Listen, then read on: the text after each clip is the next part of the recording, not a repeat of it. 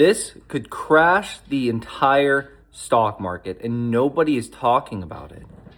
I made a post on X warning everybody about this scenario. I first posted it to my X subscriptions and I posted it to my High Five Collective members. The thing you need to understand is I'm not trying to scare you. I'm just trying to let you know that this is a real possibility and it's happening right now. So everybody knows about the government shutdown, but that's like surface level. Everybody knows about the government shutdown. They're like, oh, that's probably not good. Well, it's not. It's not good at all. And if you dig a little deeper below the initial surface, you're going to find that things could have a ripple effect and get really, really bad. What do I mean? Well, 750,000 federal employees are furloughed right now. So they're not getting paid, they're out of work, and they don't know when they're going back. Then we had a massive 153,000 job losses recently, the most since October of 2023. Not just that, but we're seeing it left and right that AI is starting to cause massive job cuts all over the place.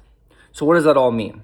Well, if people are losing their jobs and people don't have more money, means savings dwindle, means if they don't have more money and we're going into the busiest season of the year, the season where people spend the most amount of money on gifts for Christmas, right?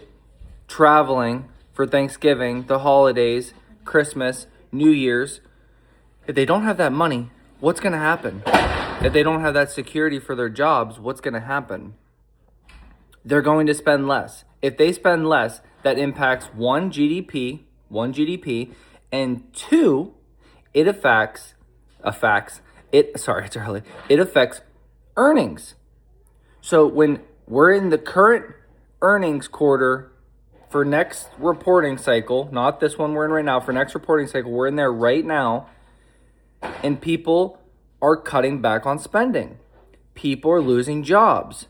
750,000 people are furloughed from the government. The longer the government shutdown goes, if it goes through this entire quarter, that's going to affect earnings. That's going to affect big players like Amazon. It's going to affect big players like Meta and Google and all these companies as the consumer starts scaling back and pulling back on what they're actually spending.